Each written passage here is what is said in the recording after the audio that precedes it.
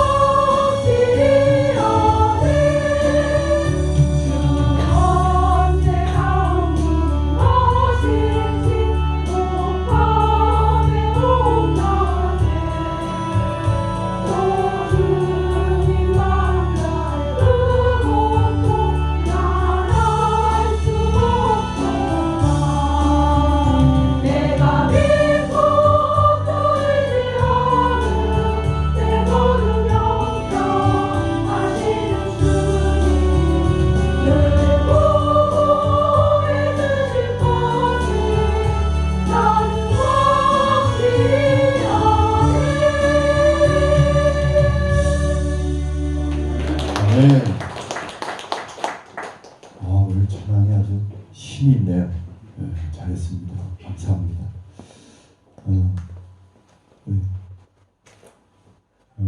이걸 제가 목사님, 사모님과 이렇게 같이 만나서 이런저런 이야기를 나누는데 온라인 예배를 이렇게 드리잖아요. 온라인 예배를 드리는데 아주 충격적인 이야기를 들었어요.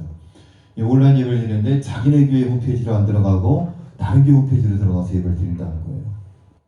그 얘기를 그래 충격을 받았어요. 그러니까 소위 말해서 지금 뭐 인기 있는 목사님들 있잖아요. 분당을 이찬수 목사님, 선한목자교회 유기성 목사님, 그렇죠? 이런 분들 교회에 들어가서 예배를 드리고 자기네 홈페이지는 안 들어간다는 거예요. 아, 참 굉장히 그 얘기 듣는데 한편으로 마음이 씁쓸했습니다. 만약에 우리 교회도 온라인 예배를 드리면서 교회에서 예배를 안 드린다고 하면 우리 성도들도 분당 우리 교회 이찬수 목사님 교회로 들어가고 장경동 목사님 들어가고 유기성 목사님 교회로 들어가서 설교 들어갈 거 아니에요, 그렇죠? 그렇다고 대답만 해봐. 그 얘기가 참 마음이 아팠어요. 우리 처제도 온라인 예배를 드리거든요. 예배를 잘 드려? 집사님 물어보니까 한 번, 두 번은 예배를 드리는데 처음에는요 양복을 입고 정장을 입고 화장도 하고 루지도 바르고 입술도 빨가죽적하게 해서 예배를 드리는데 그 다음부터는 그냥 청바지 입고 추리닝 입고 대충 머리도 부시시 해가지고 침대에 누워가지고 혹은 소파에 누워가지고 그냥 대충 예배를 그렇게 될 수밖에 없어요. 그렇게 되는 거예요. 그런 교회들이 많이 있다는 거예요. 이제 고강도 사회거리 두기는 19일로 오늘로 종료가 되고 또 새로운 대책을 또 정부에서 내놓겠죠. 이 이유가 더 중요하다고 생각을 합니다. 또 유의하고 조심해서 종식될 때까지 우리가 합심해서 이겨낼 수 있는 그런 은혜가 있기를 바라겠습니다. 투표가 끝났습니다. 아픔을 느껴야 리더가 됩니다. 아픔 없는 능력은 꾼이 되게 하지만 아픔을 느끼는 능력은 리더가 되게 합니다. 작가 최필규의 책 30cm 마음 여행에 나오는 한 구절입니다. 다시 한번 읽어드릴게요. 아픔을 느껴야 리더가 됩니다. 아픔 없는 능력은 꾼이 되게 하지만 아픔을 느끼는 능력은 리더가 되게 합니다. 꾼은 이웃을 아프게 해서라도 자신의 성공을 추구하지만 리더는 이웃의 아픔을 보듬으며 이웃의 삶을 꽃피우게 합니다. 꾼은 카우보이처럼 뒤에서 양들을 몰아가지만 리더는 목자처럼 양들 앞에 서서 역경을 헤치며 이끌어갑니다. 꾼은 설탕같이 자기 맛을 내려하고 리더는 소금같이 자신이 없어지면서 남의 맛을 내어줍니다. 진정한 리더이신 예수님은 자신이 오신 이유와 목적을 이렇게 말씀했습니다. 마태복음 20장 27절로 28절입니다. 너희 중에 누구든지 으뜸이 되고자 하는 자는 너희의 종이 되어야 하리라. 인자가 온 것은 섬김을 받으려 함이 아니라 도리어 섬기려 하고 자기 목숨을 많은 사람의 대성물로 주려 함이니라. 여러분, 예수님은 꾼입니까? 아니면 리더입니까? 예수님은 진정한 리더셨습니다. 꾼은 자신을 드러내려 하지만 리더는 다른 사람들을 살리고 다른 사람들을 드러내게며 남의 맛을 내게 하는 것이 진정한 리더라고 했습니다. 이번에 뽑힌 국회의원들이 저는 꾼이 아니라 리더가 되었으면 좋겠습니다. 여러분, 이 나라의 정부도 리더들도 여러분 그와 같이 꾼이 아니라 리더의 역할을 감당해야지 진정으로 이 나라의 임정을 사랑하며 존경받는 정치 지도자가 될 줄로 믿습니다. 아멘. 여러분, 오늘 설교의 가장 핵심적인 내용은 이것입니다. 수많은 갈림길에서 기도하면 새로운 길이 보입니다. 우리는 늘 선택의 기로에 서 있습니다. 저도 이번 주에 고민을 많이 했습니다. 밥을 먹을까 말까? 밥 먹으면서 오후 예배를 드릴까 말까? 오후 예배는 5월달부터 드릴까? 아니면 다음 주부터 드릴까? 이렇게 할까? 저렇게 할까? 코로나19가 발발하면서 많은 교회가 선택의 기로에 놓여 있습니다. 온라인 예배를 드릴 것인가? 아니면 오프라인 예배를 드릴 것인가? 아니면 사회적 거리 두기를 하면서 온라인 예배와 오프라인 예배를 병행할 것인가? 서울의 연세중학교의 윤석정 목사님 교회는 계속해서 오프라인 예배, 다시 말해서 교회에서 예배를 드렸다고 합니다. 어떻게 예배를 드렸냐면 7단계 성원님 7단계 방역을 거쳐서 예배를 드리는 거예요. 그러니까 성도가 교회에 들어가기까지는 7번 방역을 거쳐야 되는 겁니다. 차가 들어갈 때 일단 한번 방역을 시작합니다. 본당에 들어갈 때, 또 들어갈 때. 그래서 7차례에 걸쳐서 방역 시스템을 갖추어 놓고 모든 성도들이 교회에서 예배를 드렸습니다. 물론 예배 드릴 때 마스크를 쓰고 손소독제를 하고 거리 두기를 하고 그렇게 해서 코로나19 사태에도 불구하고 저는 모든 예배를 다 교회에서 예배를 드렸다고 합니다. 여러분, 그 장비를 갖추는데 많은 돈이 들어갔을 겁니다. 많은 봉사자가 필요했을 것입니다. 그것은 목회자의 선택이고 교회의 선택입니다. 온라인 예배를 선택하는 것도 교회의 선택이고 그렇게 7번 방역 체계를 갖춰놓고 철저하게 교회에서 예배를 드리는 것도 그 교회의 선택입니다. 그 선택의 결과가 어떻게 나타나는지는 당장 나타나지는 않을 것입니다. 앞으로 1년 후에 2년 후에 나타날 수도 있습니다. 그러나 우리가 선택하는 그 선택 가운데 하나님의 역사가 함께 하실 수 있기를 간절히 소망합니다. 우리 시동교회는 주일날에 다 모여서 예배를 드렸습니다. 새벽 예배도 드렸고 구역 예배도 드렸고 수예배도 드렸습니다. 이렇게 예배를 드리는 것과 드리지 않은 것의 선택의 차이가 언제 어떻게 나타날지 우리는 잘 알 수 없습니다. 그러나 우리의 선택이 하나님의 기쁨이 되었을 줄로 믿습니다. 아멘. 모든 인생은 수많은 갈림길을 만납니다. 언제 해야 하는 걸까? 어디로 가야 할까? 무엇을 해야 할까? 누구를 만나야 할까? 어떻게 해야 할까? 순간순간 만나는 인생의 갈림길에서 선택하며 살아갑니다.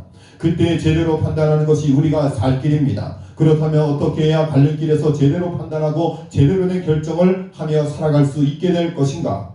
생각할 것인가? 기도할 것인가? 오늘 성경에 보니까 인생의 늪에 빠진 사람이 있습니다. 인생의 늪에 빠진 사람 누구예요? 누구예요? 다윗입니다. 다윗이 궁지에 몰렸을 때 직면한 갈림길에서 잘못된 길을 선택합니다. 하나님의 마음에 맞는 사람이라는 명예와 어울리지 않는 모습을 보게 됩니다. 다윗은 하나님 마음에 합한 사람이었습니다. 하나님께서 마음의 중심을 보신다고 했습니다. 하나님 마음에 꼭 맞는 다윗이었습니다. 그런데 그의 모습과 그의 인격과 그의 명예와 어울리지 않는 선택을 하게 됩니다. 사울을 2번이나 죽일 수 있었지만 그렇게 하지 않았던 다윗입니다. 분노로 나발을 죽일 뻔했는데 아비가일의 지혜로운 설득 덕분에 잘 이겨낼 수 있었던 다윗입니다. 사울왕에게 쫓겨다니는 도망자 신세였지만 시험과 유혹 속에서도 승리한 것이 다윗입니다. 그런데 승리 이후에 안타깝게도 생각의 늪에 빠져버립니다. 본문 1절에 보니까 다윗이 그 마음에 생각하기를 이라고 되어 있습니다. 여러분, 다윗이라면 하나님의 마음에 합한 종이라고 한다면 자기 마음에 생각하는 것이 아니라 하나님 앞에 기도하기를 여러분 이렇게 되어야 되는 것입니다. 여러분, 내가 생각하고 생각의 늪에 빠지게 되면 그 늪에서 헤어나오지 못하는 것입니다. 다윗이 절망의 늪으로 빠지게 된 것이 바로 이것입니다. 너무나 인간적인 생각이 그를 절망으로 몰고 갔습니다. 너무나 힘들고 지친 도망자로서 그리고 많은 식소를 거느린 자로서 현실을 바라보니 하나님을 놓치고 생각에 빠지는 것입니다. 여러분, 내가 너무나 힘들면, 내가 너무나 어려우면 하나님 앞에 기도하기보다는 내 생각에 빠지는 거예요. 그리고 합리적인 방안을 생각하는 거예요. 그리고 지혜자에게 길을 묻는 거예요. 어떻게 하면 이 위기를 극복할 수 있을까? 하나님 앞에 나와 기도하는 것이 아니라 사람을 찾게 되고 지혜를 찾게 되는 것입니다. 여러분, 다윗도 그렇게 하나님의 마음에 합한 사람이었고 하나님의 존귀 쓰는 사람이었지만 위기와 고난이 연속되자 지쳐버리자 그도 하나님 앞에 기도하기보다는 자기 생각에 빠져버렸다라는 것입니다. 내가 곧 사울의 손에 붙잡힐 것이다. 매우 부정적이고 비판적입니다. 블레셋 땅으로 피하는 것이 상책이다. 세상과 타협하는 것입니다. 그러면 사울의 손에서 벗어나려나 일시적인 안식을 먼저 생각하는 것입니다. 다윗이 중요한 결정을 내려야 하는 갈림길에서 하나님께 기도하지 않고 그 마음의 생각대로 결정하는 것을 보게 됩니다. 다윗 정도 된다면 그 마음에 생각하기를 이것이 아니라 여호와께 기도하기를 이렇게 나와야 되는 것입니다. 이때 다윗은 마음의 생각이 이끌어가다 보니 영적인 것보다 인간적인 생각을 영원한 것보다 일시적인 것을 하나님의 약속보다 지극히 현실적인 것의 생각을 고정시키게 되는 것입니다. 사람을 더 이상 믿을 수 없고 가족과 식솔들에 대한 염려가 점점 더해지고 사무엘의 죽음으로 인해 인생의 버팀목도 없습니다. 이런 상황에서 도망자의 신세는 끝이 보이지 않으니 사는 게 얼마나 힘겹겠습니까? 그래서 내 생각이 앞서게 되고 조금이라도 쉬운 쪽을 택하게 되는 것입니다. 결국 국경을 넘어 블레셋에 망명을 한 것입니다. 여러분, 블레셋은 적국입니다. 그런데 하나님이 주시는 기름 부어 세우신 다윗이 이방 적국으로 피신하게 되었습니다. 그것으로 망명을 하게 된 것입니다. 여러분, 만약에 다윗이 기도했다면 아마 결정은 달라졌을 겁니다. 자기 생각에 빠지고 자기 생각에서 헤어나지 못할 때, 자기 생각의 늪에 빠질 때 하나님께서 기뻐하시지 않은 선택하는 다윗의 모습을 보게 됩니다. 주님의 뜻을 찾다 보니 왕으로 세워주실 하나님의 약속을 기억할 수 있었을 것입니다. 왕으로 세워지기까지 이 광야가 왕의 수업을 받는 곳이라는 것을 확신하게 될 것입니다. 신앙이 쉽게 걸려드는 사탄의 전략이 있습니다. 자기 생각에 빠지게 하는 것입니다. 문제에 집중하게 하고 합리화시키고 타협하게 하는 것입니다. 생각과 기도의 차이는 무엇입니까? 생각은 현실적인 필요와 자신의 경험에 근거합니다. 여러분, 내 생각은 항상 합리적입니다. 항상 이성적입니다. 여러분 신앙생활하는 거, 예수 믿는 거, 여러분 합리적이고 이성적인 것으로는 이해가 되지 않고 납득이 되지 않습니다. 여러분 하나님의 말씀이 과학적이고 이성적이고 합리적입니까? 여러분 그렇지 않습니다. 그런데 내가 하나님 앞에 기도하지 않게 되면 내 생각에 빠지는 거예요. 그리고 내 이성적인 판단을 먼저 생각해야 되는 거예요. 내 경험을 먼저 생각하게 되는 겁니다. 그래서 생각 속에 사로잡히면 기도한다고 하면서도 하나님의 뜻과는 상관없이 주문을 외우던 내 생각을 강요합니다. 하나님을 조종하려고까지 합니다. 반면에 기도는 하나님의 뜻을 찾는 것입니다. 풀어야 할 현실이 있고 둘러싸여 있는 상황이 두렵고 답답할지라도 기도할 때 너무 내 생각이 가득 차 있으면 안 됩니다. 기도는 나의 필요를 아뢰지만 내가 결정하는 것은 아닙니다. 거절하시는 것도 기도의 응답입니다. 기다리는 것도 하나님의 응답입니다. 여러분 내가 원하는 대로 다 이루어지면 얼마나 좋겠습니까? 하나님 내 병을 고쳐주십시오. 병이 뚝딱 나왔습니다. 하나님 우리 아들 서울대학교에 입학하게 하여 주시옵소서. 서울대학교 입학했습니다. 연봉이 올랐습니다. 사업이 잘 됩니다. 내가 원하는 것이 다 이루어지는 것만이 기도의 응답이 아니라 기다리라는 것도 기도의 응답이고 나의 필요를 알지만 내가 결정하는 것이 아니라는 것입니다. 거절하시는 것도 기도의 응답입니다.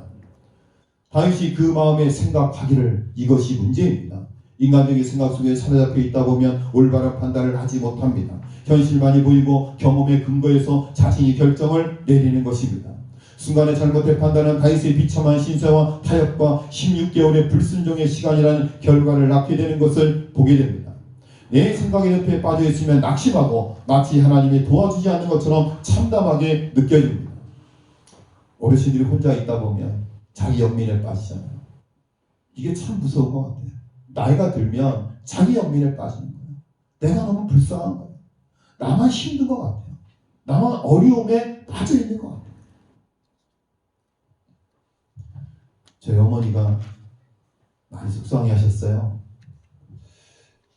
뭐 가정사 이야기하면 그렇지만 저희 형님이 결혼해서 저희 부모님에게 매달 100만 원씩 생활비를 대드렸어요. 여러분 자녀가 한 가정에서 매달 100만 원씩 생활비를 부모님께 드리는 게 쉬워요, 어려워요? 쉽지 않습니다. 쉽지 않아요. 오히려 보태주는 부모님들이 더 많습니다. 한 20여 년 저희 형님이 아버지 돌아가시고 나서 70만 원 그렇게 생활비를 드렸어요. 형님이 이런저런 사정으로 사업도 어렵고 해서 이제는 생활비를 중단했습니다. 어머니 굉장히 속상해 하세요. 그래서 어머니한테 그래서 어머니 20년 넘게 매달 100만 원 돈으로 따지면 그렇지만 3억여 원을 부모님 생활비로 드렸다면 자식 노력 그만큼 했으면 난 다 한 것 같은데 이제 나머지 하나님 나라 갈 때까지는 내가 부족하지나 내가 어머니 책임질게. 어머니 인생의 후반전 그러나 마지막 부분은 이 막내 아들이 책임을 지게. 어머니 너무 속상해하지 마세요. 자꾸 자기 연민에 빠지는 거예요. 너무 속상한 거예요. 어머니 제가 보니까요 매달 자녀들에게 100만 원, 70만 원, 80만 원 생활비 받는 부모님들 그다지 많지 않아. 어머니 그 정도 했으면 된 거야. 그걸로 만족했으면 엄마 좋겠어요. 제가 그런 말씀을 많이 드렸어요. 어머니 마음속에 늘 그런 마음이 있어요. 왜 하나님이 내 기도를 들어주시지 않을까? 하나님이 귀가 잡수셨나? 우리 막내 아들도 서울에 큰 교회 한 20만 명 모이는 교회 가서 거기서 목회를 해야 되는데 그런 마음이 살짝 있어요. 죄송합니다. 저희 어머니가 욕심이 많아요. 그런 마음이 있어요. 엄마 그거 다 욕심이야. 목사가 행복해야 교회가 행복하다. 분당우리 이찬수 목사님 교회가요 이 온라인 예배를 드리면서 설교 조회수가 엄청나게 늘어났대요. 제가 앞에 말씀드렸잖아요. 그 목사님 설교로 다 집중이 되는 거예요. 온라인 예배를 드립시다 그랬더니 본교회에서 예배 드리는 것이 아니라 다른 교회 사이트 들어가서 인기 있는 목사님 설교를 들으면서 그 목사님 설교 조회수가 폭발적으로 늘어났대요. 한번 들어보세요. 그 목사님 설교 끝내주게 잘합니다. 들어보신 분 아시잖아요. 얼마나 설교 잘하십니까? 제가 전에 한번 그런 과정을 했잖아요. 이찬수 목사님이 목회하는데 저기 전라도 섬에서 목회하는 친구가 유자청 500개인가 200개인가 본거 제시를 와서 친구 이것 좀 팔아줘. 그랬대요. 그래서 예배 끝나고 광고하면서 목사님이 어느 낙동교회 어려운 교회에서 이렇게 친구 목사님 모셨는데 여러분 필요하신 대로 기저청을 사가시면 선교에 도움이 되겠습니다. 광고했어요. 아멘만 모이는 게 그까짓 거 500개 순식간에 다 팔렸죠. 그리고 그 목사님하고 차를 마시고 교제하고 그리고 본거 잘 먹고 쏙 내려가는데 이차수 목사님 그런 마음이 들었대요. 왠지 기분이 씁쓸했대요. 왜 그러냐면 자기보다 그 친구가 더 행복해 보였대요. 그때 분당 우리에게 10,000명 넘는 걸로 제가 알고 있었습니다. 몇십 명 모이는 교회 목회하는 친구를 10,000명 넘는 교회 목회하는 친구가 부러워하는 거예요. 그러면서 그 목사님이 이차수 목사에 그런 말씀하셨어요. 목사가 행복해야지 진짜 그게 행복한 목회다. 그 친구는 나보다 더 행복해 보인다. 그러므로 그 친구는 목회의 성공자다. 10,000명을 모으면 20,000명을 모으고 싶고 20,000명을 모으면 30,000명을 모으고 싶고 분당 우리 교회 계속해서 몸집을 줄여나가고 있습니다. 앞으로 30개 교회를 더 개척한다 그래요. 그 개척자는 아마도 분당 우리 교회 부목사님들이 분립 개척을 하게 될 것입니다. 상가를 얻어주는 교회 개척이 아니라 성도를 뚝뚝 떼어서 내보내는 그런 분립 개척을 하는 것으로 제가 알고 있습니다.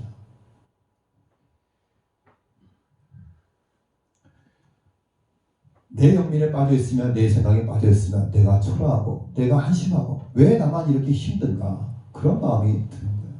저는 바라기는 우리 시동교회 모든 성도들이 주 예수 그리스도 안에서 하나님과 영적으로 교제하며 시동교회 안에서 교제하고 예배하면서 하나님 나라를 준비하면서 한 분 한 분이 진정한 행복자의 삶을 누리며 살아가실 수 있기를 주의 이름으로 간절히 축원합니다. 여러분 자녀들 너무 믿지 마세요. 자식 새끼들 너무 의존하지 마세요. 김수민 권사님이라고요. 제가 첫 번째 전임사회 갈 때 그 만났던 권사님이요. 그 권사님도 6남매가 있어요. 그리고 남편 되시는 분은 준장 원스타로 전역하신 그런 분입니다. 굉장히 유복한 집안이에요. 자녀들도 모두 잘 됐습니다. 그런데 자녀들을 다 출가시키고 나서 이 권사님에게 뭐가 아니냐면 우울증이 왔어요. 자녀들이 결혼하고 나니까 편한다는 거예요. 너무너무 속상하다는 거예요. 그러다가 깨달은 것이 이제는 자녀들을 다 내려놓고 예수님 친구 삼아 예수님 신랑 삼아 하나님 나라 갈 때까지 그렇게 기도하며 살겠노라. 그런 결심을 하고 다 내려놓으니까 마음이 평안한 거라고 그런 고백과 간증을 했던 그런 기억이 납니다.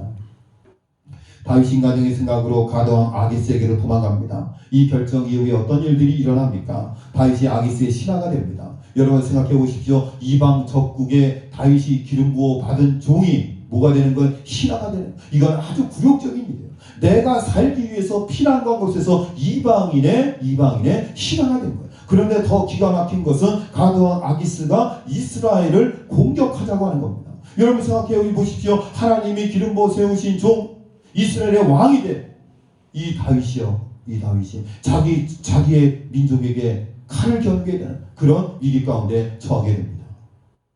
그렇게 되면 그의 미래는 끝장이 나는 겁니다. 그런데 천만다행히도 블레셋 장수들이 반대합니다. 그래서 참전이 취소되고 시글락으로 돌아갑니다. 큰 위기를 벗어납니다. 이것은 하나님의 은혜입니다. 아쉬운 척은 했지만 얼마나 가슴을 쓸어내렸겠습니까? 쓸쓸히 돌아가는 모습이 그려집니다. 사무엘상 27장을 지나 30장까지 계속 성경을 읽어보면 시글락에 도착한 다윗을 만나게 됩니다. 시글락은 적당히 타협하며 비교적 안전하게 살던 곳입니다. 혈신적인 문제를 해결하고 살았던 곳입니다. 그런데 결정적인 어려움에 직면합니다. 잠시 자리를 비운 3일 동안에 큰일이 터지고야 말았습니다. 아말렉이 시글락을 친 겁니다. 성읍을 다 불태우고 여자와 아이들을 모두 잡아갔습니다. 입이 쩍 벌어지고 물 기력조차 없도록 사내들이 웁니다. 정말 기가 막힌 일이 벌어졌습니다. 남의 나라 남의 땅에서 생활이 서럽고 힘들었지만 근근히 버텨왔는데 이제 모두 다 빼앗겼습니다. 그래서 부하들이 돌변해서 다윗을 돌로 쳐 죽이려고 합니다. 마치 바람을 심고 광풍을 거두는 것과 같습니다. 자신의 정체성도 잃어버리고 잠시의 모든 만족도 사라지고 더욱 침체되고 절망에 빠지게 됩니다. 여기서 중요한 원리를 발견합니다. 당장의 고난을 피하려고 적당히 내 생각으로 살다 보면 더 큰 고난을 만난다는 사실을 우리는 알아야 됩니다. 여러분 시글락이라는 것 그것은 안전한 것이고 그리고 이방 적국으로 피해서 자신의 몸을 피할 수 있었고 이방 적국에서 안정적인 삶을 살 수 있었지만 그것은 다윗이 있어야 할 곳이 아니고 다윗의 사명은 그 일이 아니었다는 사실을 우리는 알아야 됩니다. 시글락으로 피해서 당장의 고난을 피하고 적당히 내 생각으로 살다 보면 만족하는 삶도 살 수 있었습니다. 그러나 더 큰 고난과 어려움을 만나게 되는 것을 보게 됩니다. 여러분 고난을 당할수록 도리어 원칙을 지키고 말씀을 지켜야 됩니다. 내가 말씀을 지키면 하나님이 나를 지켜주십니다. 여러분 말씀대로 사세요. 하나님의 뜻대로 살면 하나님이 여러분을 지켜주시는 거예요. 그리스도인 중에도 육적인 그리스도인이 너무나 많습니다. 영적인 것보다는 인간적인 것을 생각하면서 살아갑니다. 하나님의 약속보다 현실적인 문제에 집중하면서 살아갑니다.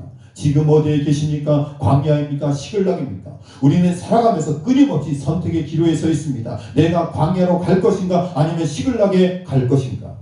물질이 채워지고 안정감을 누리는 곳일지라도 하나님의 사랑을 잊게 하는 곳이라면 시글락입니다. 매너리즘에 빠져있고 영적인 공고함 속에 있다면 시글락입니다. 거짓과 속임수 속에 살아가면서 무감 막혀 있다면 시글락입니다. 그곳에 더 이상 머물러서는 안 됩니다. 시글락은 영적으로 무뎌지고 무기력지게 하는 겁니다. 그때부터 그곳이 전쟁터가 되고 모든 것을 다 잃어버리게 하는 것입니다. 광야에서 다윗은 비록 고난한 삶이었을지라도 하나님의 뜻을 기억했습니다. 깨어있는 삶을 살았습니다. 여러분 생각해 보십시오. 다윗이 광야에 있을 때 오히려 더 그는 싱싱했습니다. 오히려 깨어있었습니다. 오히려 하나님 말씀에 순종하는 삶을 살았습니다. 그러나 자신의 몸을 피하기 위해서 이방적 국으로 피하여 시글락에서 안정된 삶을 살았지만 그는 영적으로 죽어 있었습니다. 사랑하는 여러분, 광야에서의 삶이 지긋지긋하십니까? 조금만 더 기도하시면 하나님의 뜻을 기다리시기를 바랍니다. 그리스도인은 인생에 가야 할 갈릴길에서 함부로 시글락을 선택하면 안 됩니다. 시글락을 선택하면 당장은 위험을 모면하는 것 같지만 점점 어려움이 찾아오게 되는 것입니다. 저는 우리 시동교회 모든 믿음의 성도들이 인생의 갈림길에서 선택길에서 시글락이 아니라 항상 광야를 선택할 수 있는 저와 여러분의 삶이 되실 수 있기를 간절히 소망합니다.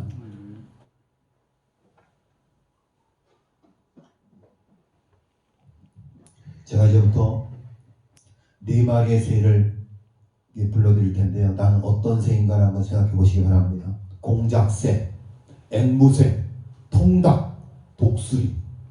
여러분 어떤 새가 되고 싶습니까? 혜영이 어머니 어떤 새가 되고 싶으세요? 공작새, 앵무새, 통닭, 독수리. 뭐가 되고 싶으세요? 독수리. 독수리라고 대답하셨습니다. 저는 제 의견은 틀렸어요. 독수리. 목사님 당연히 독수리죠. 날개치며 올라가는, 부리를 뽑고 발톱을 뽑고 털이다 빼앗기는 그런 150일의 인내의 시간을 거쳐서 저는 비상하는 독수리가 되고 싶습니다. 여러분 당연히 독수리가 되어야 되는 거예요. 날지 못하는 공작새는 수려한 날갯빛만 자랑하려 합니다. 열매 없이 이파리만 무성한 나무 같습니다. 그러니까 겉만 번지르르 큰 사람이에요. 이게 공작새예요. 맨날 자랑하는 거예요. 이게 다이아가 몇 푸고 서브 몇 푸고 뭐 이게 얼마고. 앵무새는 가지에 걸터 앉아 수다만 들어놓습니다. 그냥 말만 하는 거예요. 떠들기만 하는 거예요. 수다만 떠는 거예요. 이게 앵무새예요. 여러분 통닭에 생명이 있어요 없어요? 통닭에 무슨 생명이 있어요. 이슬람 목사님 통닭 전문가, 닭 전문가, 조리 전문가. 지금 한 70마리의 닭들이 지금 잘 크고 있습니다. 저는 그 닭들을 볼 때마다 얼마나 흐뭇하고 얼마나 기분이 좋고 초복이 언제 오려나. 그래도 저 닭 중에 10분의 1은 내 것 죄송합니다. 저는 개인적으로 인류가 발명한 음식 중에 가장 위대한 음식은 통닭이라고 생각을 합니다. 그 정도만 얘기를 하겠습니다. 통닭은 생명을 잃고 무기력합니다. 통닭 신앙은 고난의 시기에 쨍하고 힘들 날이 오겠지 하면서 그저 가만히 앉아있는 신앙입니다. 여러분 통닭을 휙 집어던지면 날라요? 툭 떨어져요. 이게 통닭이에요. 여러분 닭은요 집어던지면 조금 날라요. 그래 통닭은 집어던지면 툭 떨어져요. 이게 통닭 신앙입니다. 쨍하고 해뜰 날 돌아온단다. 가만히 있으면 쨍하고 해뜰 날은 절대로 돌아오지 않아요. 독수리 신앙은 고난의 시기에 간절한 예배와 기도의 날갯짓을 하며 날아오르는 신앙입니다. 우리 시동교회 모든 성도들은 독수리인 줄로 믿으시기를 바랍니다. 아멘. 여러분들 모두 독수리입니다. 아멘. 우리 시동교회는 단 한 분도 앵무새도 없고 공작새도 없고 통닭도 없이 모두 독수리 신앙으로 비상하며 올라갈 수 있기를 간절히 바라겠습니다. 아멘. 여러분 광야는 독수리처럼 강하게 만들 훈련소입니다. 하나님은 광야에서 바람을 타는 법과 날갯짓을 가르치며 독수리처럼 하늘의 제왕이 되라고 하십니다. 고난의 바람이 불 때 공작새와 앵무새 신앙의 허용을 벗어야 됩니다. 예배와 기도로 힘껏 날갯짓을 해 독수리처럼 날아올라야 됩니다.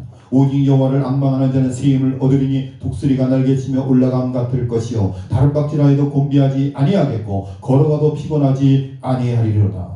여러분 인생에 걸림길이 있습니까? 내 생각의 늪에 빠져들지 말고 하나님 앞으로 돌아오시기 바랍니다. 내 생각으로 걸어왔던 내 인생길을 이제 멈추십시오. 모든 것을 다 잃어버린 것 같은 다급한 순간 다윗은 하나님을 찾습니다. 하나님께 부르짖습니다. 하나님이 여호와를 힘입고 용기를 얻게 됩니다. 사무엘상 30장 6절에 보니까 다윗이 크게 다급하였으나 그의 하나님 여호와를 힘입고 용기를 얻었더라. 수많은 위기의 순간에 하나님께서는 자기를 위기를 모면하게 하시고 길을 열어주시기도 하셨습니다. 우리 모든 믿음의 성도님들, 내 생각대로 사는 것이 아니라 하나님 앞으로 돌아와 부르짖어 기도할 수 있는 기도를 선택할 수 있는, 그래서 하나님이 원하고 뜻하는 신앙의 삶을 살아가는 저와 여러분 될 수 있기를 바랍니다. 내 눈에는 안정돼 보이고 그곳으로 가면 좋아 보이지만 시그널을 선택하는 것이 아니라 오히려 내 신앙을 연단하고 독수리 치며 날개치고 올라가는 그런 건강한 신앙을 만드는 광야를 선택할 수 있는 용기 있는 선택하는 우리 시동교회 성도들 될 수 있기를 바랍니다. 위기와 어려움 가운데 한국교회도 항상 시글락이 아니라 광야를 선택해서 더욱더 건강하고 이 사회에서 이 사회를 주도하고 이 사회를 변화시키는 능력 있는 하나님의 교회들이 될 수 있기를 간절히 소망합니다. 아마도 다음 주부터는 많은 교회들이 오프라인 예배로 전환하게 될 것입니다. 그동안 2달 동안 온라인 예배를 드리면서 예배의 중요성과 예배의 간절함을 잃어버린 그들의 마음이 일깨워져서 다시 주 앞으로 돌아와 원래대로 예배 드릴 수 있는 그 시간이 될 수 있도록 함께 중보하며 기도할 수 있기를 바랍니다. 우리 수도교회의 모든 성도님들, 코로나19 가운데 힘들고 어려웠지만, 그러고 불안한 마음도 있었지만 예배에 참여하며 성도의 의무와 책임을 다했던 여러분들이 하나님께서 더 큰 은혜와 축복으로 보답해 주실 것을 믿습니다. 여러분이 만나는 인생의 수많은 갈림길에서 가장 다른 길을 선택하는, 기도의 자리를 선택할 수 있는, 광야를 선택하는 우리 시동교회 모든 성도들의 삶이 되시기를 주님의 이름으로 간절히 축원합니다. 사랑과 내가 많으신 하나님 아버지, 우리는 끊임없는 선택의 기로에 서 있게 됩니다. 하나님, 그때마다 내가 편하고 좋은 것을 선택할 때가 많이 있습니다. 다윗은 가드왕 아기스 앞으로 피신했습니다. 이방 적국의 신하가 되었습니다.